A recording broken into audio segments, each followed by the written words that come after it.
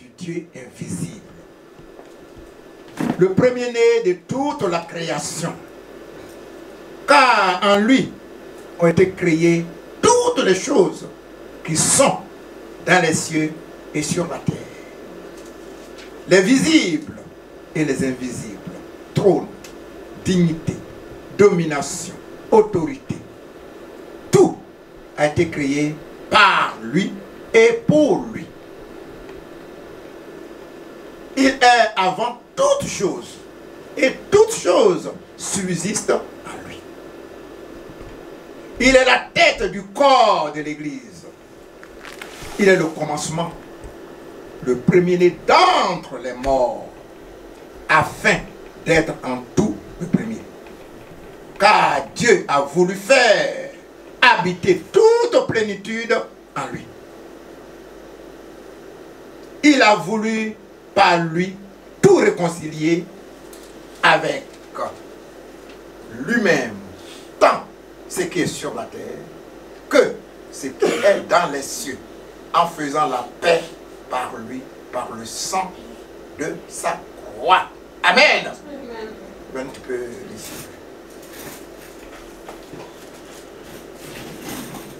Colossiens 1, 15. Le Christ est l'image visible du Dieu invisible. Il est le Fils premier-né, supérieur à tout ce qui a été créé. Car c'est par lui que Dieu a tout créé dans les cieux et sur la terre, ce qui est visible et ce qui est invisible. Puissance spirituelle, domination, autorité et pouvoir. Dieu a tout créé par lui et pour lui. Il existait avant toutes choses et c'est par lui qu'elles sont toutes maintenues à leur place. Il est à la tête du corps qui est l'Église. C'est en lui que commence la vie nouvelle. Il est le Fils premier-né, le premier à avoir été ramené d'entre les morts afin d'avoir en tout le premier rang. Car Dieu a décidé d'être pleinement présent en son Fils. Et par lui, il a voulu réconcilier l'univers entier avec lui. C'est par la mort de son Fils sur la croix qu'il a établi la paix pour tous, soit sur la terre, soit dans les cieux. Alléluia. Merci. Merci ma soeur. Bien aimé, comme je disais, une petite révision ce matin, nous allons faire un petit enseignement. Qui est Jésus pour nous les chrétiens? Si je pose la question à notre soeur, qui est Jésus pour toi? Mon sauveur. Pardon? Mon sauveur. Oui. Jésus est ton Dieu et ton sauveur, ton Seigneur et ton sauveur. Ça, il faut bien retenir. Jésus est qui pour toi? Jésus est d'abord ton Dieu, il est ton Seigneur et ton sauveur. Ça, c'est quelque chose que nous ne devons pas oublier. Pour nous les chrétiens, Jésus est l'homme en qui Dieu s'est manifesté. Par sa vie, ses paroles et son enseignement. Jésus lui-même nous a révélé qu'il était Dieu. Jésus est Dieu. La Bible dit que Jésus est Dieu et homme à la fois. Philippiens 2, 6, 11. Jean 1, 14. C'est ça qu'on appelle la double nature de Jésus. Jésus est Dieu et Jésus est homme. Comme je disais d'habitude, si Jésus descendait comme un ange là, on va faire. Alors Jésus est venu dans ce monde en prenant le corps d'un être humain. Là, il a mangé avec les gens. Il a cheminé avec les gens. Il dit, je suis Dieu, même les gens ne croyaient pas. Oh, qu'il est Dieu! Alléluia! C'est Dieu qui est là.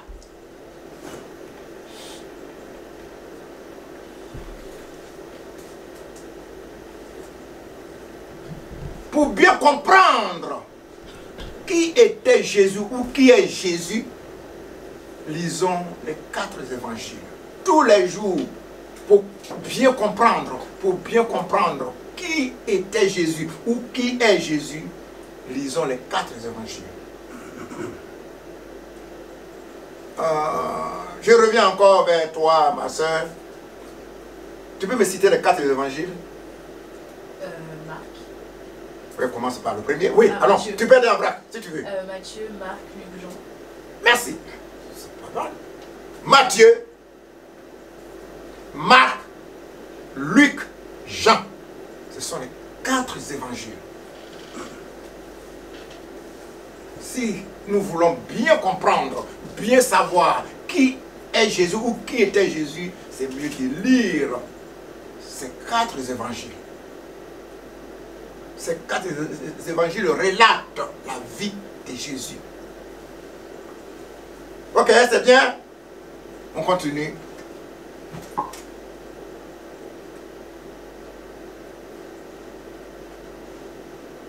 Sur quoi s'appuie la foi chrétienne? Sur quoi s'appuie la foi chrétienne? S'appuie sur ces 4 évangiles. Mais aujourd'hui, frères et sœurs, aujourd'hui, qu'en est-il de Jésus? Aujourd'hui là, aujourd'hui que je parle. Est-ce que Jésus est toujours, tout à l'heure nous avons chanté ça. Est-ce que Jésus est encore sous la terre?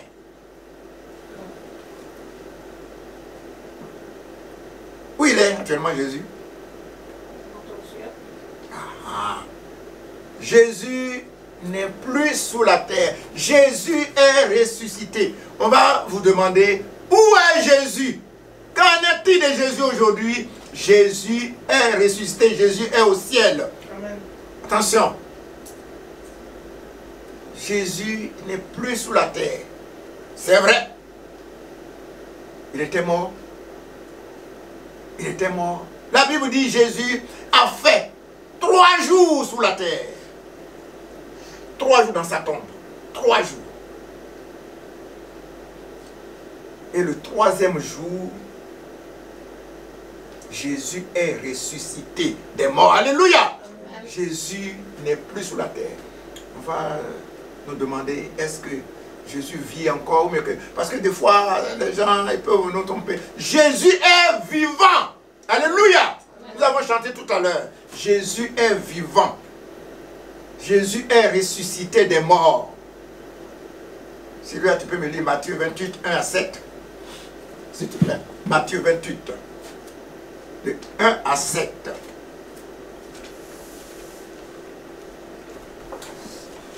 Après le sabbat, à l'aube du dimanche, Marie de Magdala et l'autre Marie allèrent voir le tombeau. Soudain, il y eut un grand tremblement de terre, car un ange du Seigneur descendit du ciel, vint rouler la pierre de devant l'ouverture et s'assit dessus. Il avait l'aspect de l'éclair et son vêtement était blanc comme la neige. Les gardes tremblèrent de peur et devinrent comme morts. Mais l'ange prit la parole et dit aux femmes, « Quant à vous, n'ayez pas peur, car je sais que vous cherchez Jésus, celui qui a été crucifié. Il n'est pas ici, car il est ressuscité comme il l'avait dit. Venez voir l'endroit où le Seigneur était couché, et allez dire à ses disciples qu'il est ressuscité. Il précède en Galilée, c'est là que vous le verrez. Voilà, je vous l'ai dit. » Amen. Amen. Jésus est ressuscité des morts. Jésus n'est plus dans la tombe. Jésus est ressuscité. Alléluia. Jésus est vivant aujourd'hui là. Jésus est vivant. Alléluia. Amen. La mort et la résurrection de Jésus, c'est un élément central de la foi chrétienne. C'est ça. C'est un élément central de la foi chrétienne. Si Jésus était resté dans la tombe, notre foi est vaine. On ne serait pas là aujourd'hui. C'est ça. Mais Jésus est ressuscité. C'est que beaucoup suivent, ça peut arriver des gens, mais tous ceux-là sont encore sous la terre, ils sont morts, ils sont sous la terre, ils attendent le retour de Jésus pour revenir à la vie, pour le jugement. Tout ce que vous voyez, tel type, tel type, tel type, ils sont tous sous la terre. Ils sont tous sous la terre. Je ne peux pas les citer, mais les responsables des églises que nous voyons, nous entendons leur nom, que les gens adorent, ils sont tous sous la terre, ils attendent à ce que Jésus revienne pour que un jour, ils vont se présenter devant Jésus pour le jugement. Mais Jésus, lui, il est ressuscité. Il vit. Alléluia. Éternellement, Jésus est vivant. Amen.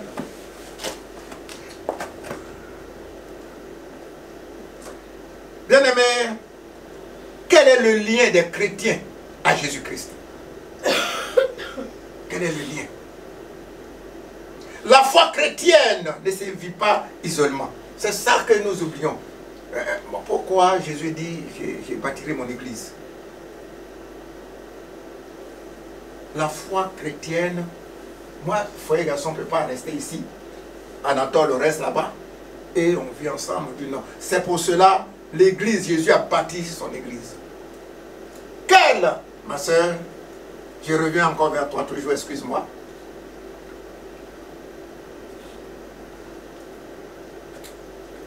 J'y arrive.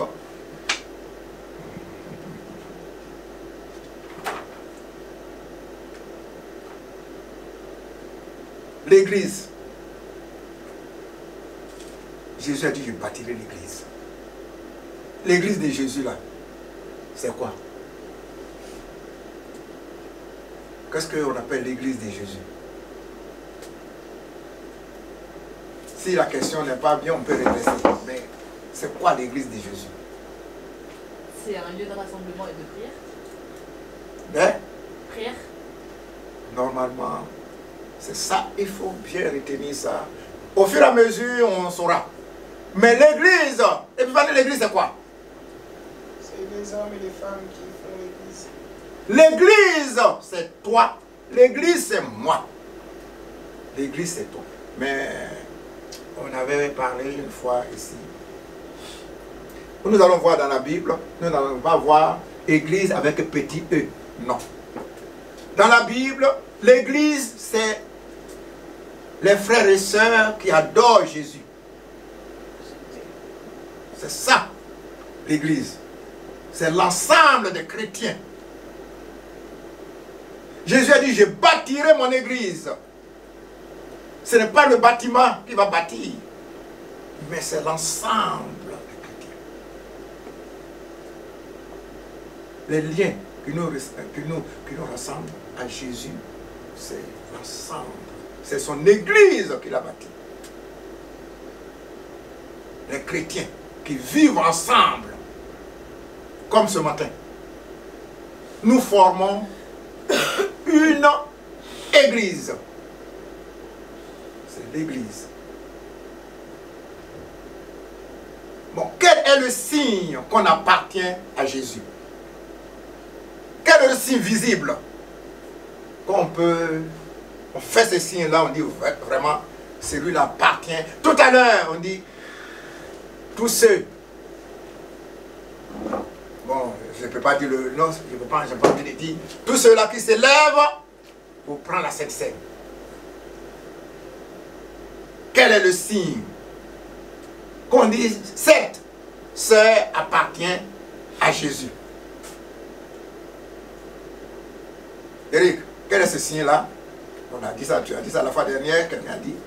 Le signe. Le baptême. Hein? Le baptême. Le baptême. Le baptême. C'est le signe public qu'on appartient à Jésus. C'est ce signe-là. C'est lui qui n'est pas baptisé, il n'appartient pas à Jésus. C'est ce cas. N'oublions pas cela. C'est ce signe-là.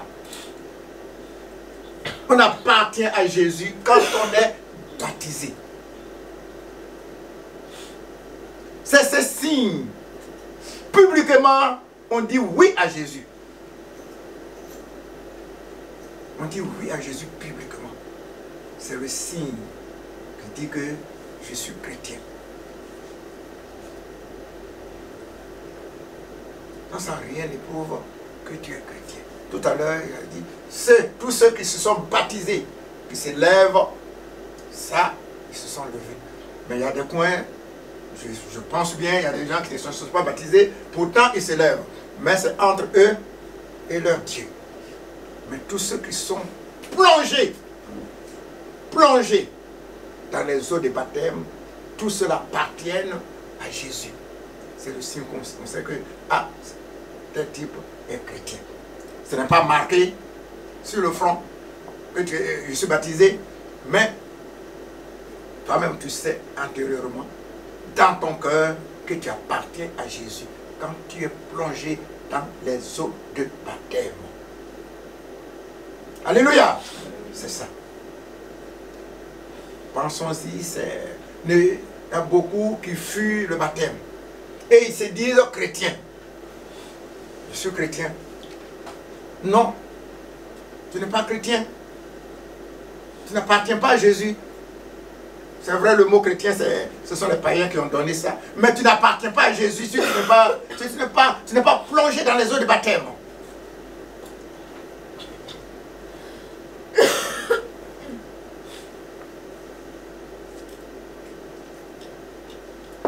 Jésus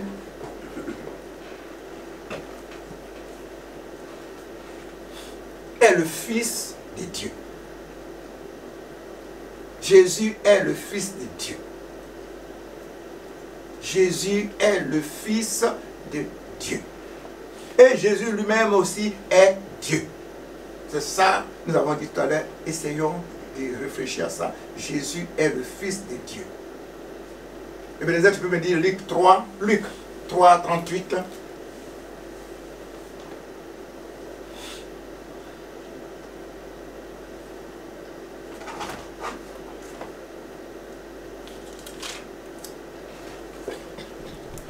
Luc 3, 38. Tu es sûr que c'est ça? Hein? Tu es sûr que c'est Luc 3? Luc 3. 38, c'est ça? Oui. Tu es sûr? Ah, c'est plus bien. Attends, je vais regarder. C'est ça. À force de faire ça, on peut se tromper. Je suis pas sûr. Il n'y en a pas? Bah, s'il y en a, mais... Si, mais c'est parce qu'on va de... Parce qu'ils disent quoi? Fils d'Énos, fils de Seth, fils d'Adam, fils de Dieu. Ouais, ouais, c'est ça. Ah, c'est tout? Ouais, Lily. Fils d'Énos, fils de Seth, fils d'Adam, fils de Dieu. Oui, Jésus est le Fils de Dieu. Pourquoi tu dis il n'y en a pas? Tu m'as fait peur. Non, je pense. Jésus est le Fils de Dieu.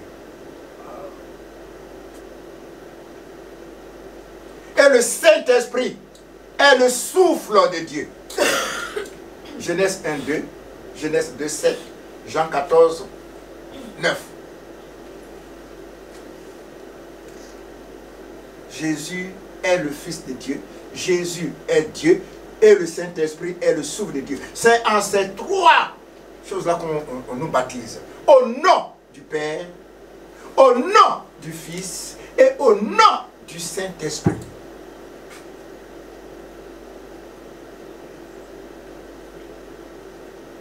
Comme j'ai dit tout à l'heure, comment peut-on savoir que Jésus est le Fils de Dieu?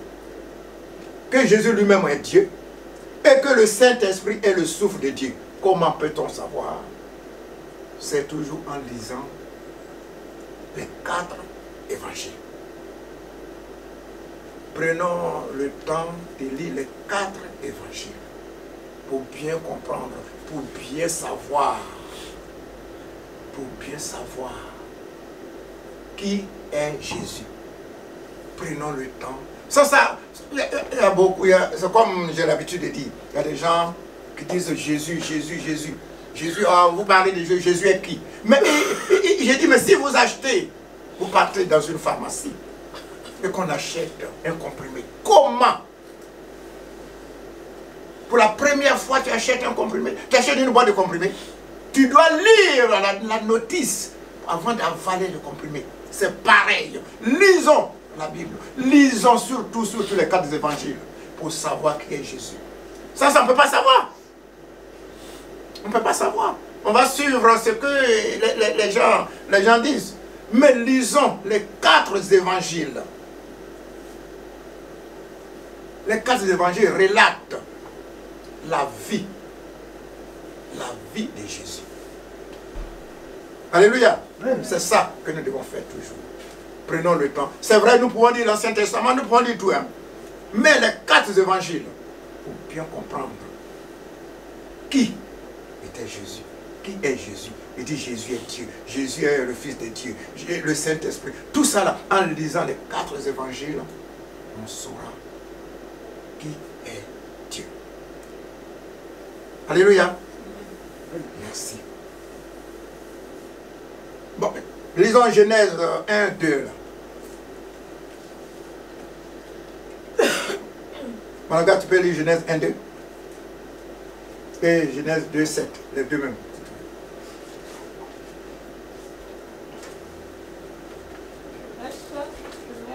1, 2. 1, verset 2. Et Eric, tu vas prendre 2, verset 7, c'est mieux. Pour ne pas qu'elle fasse tout seul. Au commencement, Dieu créa les cieux et la terre. La terre était informe et vide. Il y avait des ténèbres à la surface de l'abîme et l'Esprit de Dieu se mouvait au-dessus des eaux. Merci. L'Esprit de Dieu se mouvait. Tout ça, c'est Jésus. Genèse 2, 7. L'Éternel Dieu forma l'homme de la poussière de la terre. Il souffla dans ses narines un souffle de vie, et l'homme devint un être vivant. C'est ça. Le souffle. L'Éternel souffle, le souffle de Dieu. Dans l'Ancien Testament, si on parle de souffle de Dieu, c'est Jésus. Alléluia. Bien-aimés, notre Seigneur Jésus, c'est pour lui ce matin nous sommes là. Nous ne sommes pas là ce matin pour une personne. Le frère a dit tout à l'heure. Nous sommes là pour Jésus. Pour Jésus. Essayons, prenons le temps de lire les évangiles. Prenons le temps de lire les évangiles pour bien connaître, pour bien comprendre, pour bien savoir qui est Jésus. J'adore quelqu'un. Je me prosterne chaque matin, on se lève. Mais il faut qu'on sache à qui on s'adresse quand même. C'est ça. Je loue quelqu'un, j'adore quelqu'un, mais il faut que je sache déjà qui il est. Est-ce que c'est pas vrai? On ne peut pas venir au pied de quelqu'un matin, soir, et on ne sait pas qui il est. Lisons les 4 évangiles, et nous saurons très bien qui est Jésus, qui est Jésus, qui est Jésus. Prenons le temps de lire les 4 évangiles, de bien connaître les évangiles. Parce que des fois, nous sortons pour évangéliser, supposons.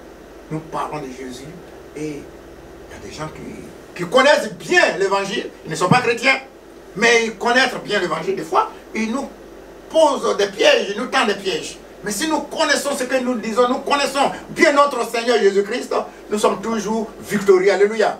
C'est ça, frères et sœurs. Mais si moi-même, je parle de Jésus que je ne connais pas qui il est,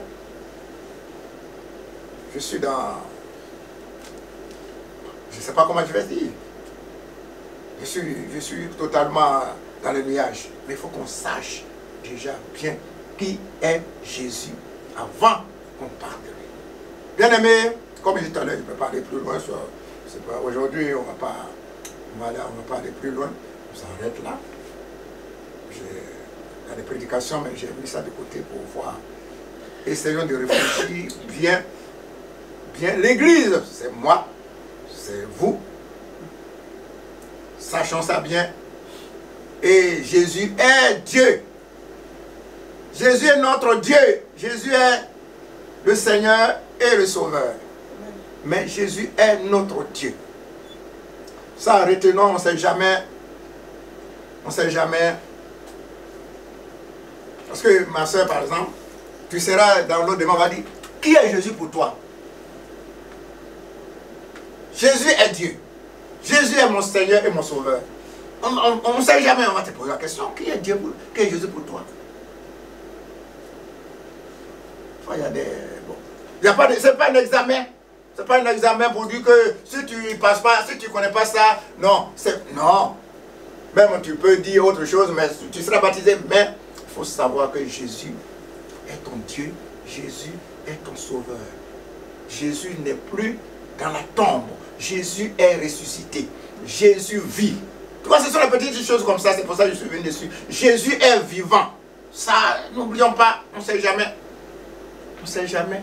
Jésus est vivant. Jésus est vivant.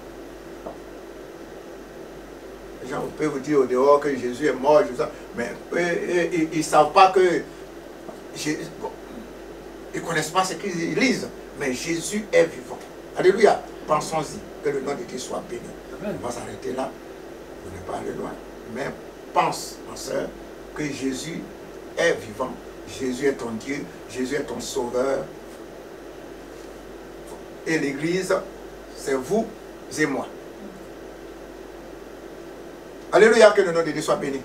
Père Céleste, toi qui es notre roi et notre Dieu, Seigneur. C'est vrai, ce que j'avais prévu, ce que tu m'as dit de dire, Seigneur, c'est ce que j'ai dit. Sans ça, oh Dieu Père Tout-Puissant, Seigneur, toi qui es mon roi, mon Dieu.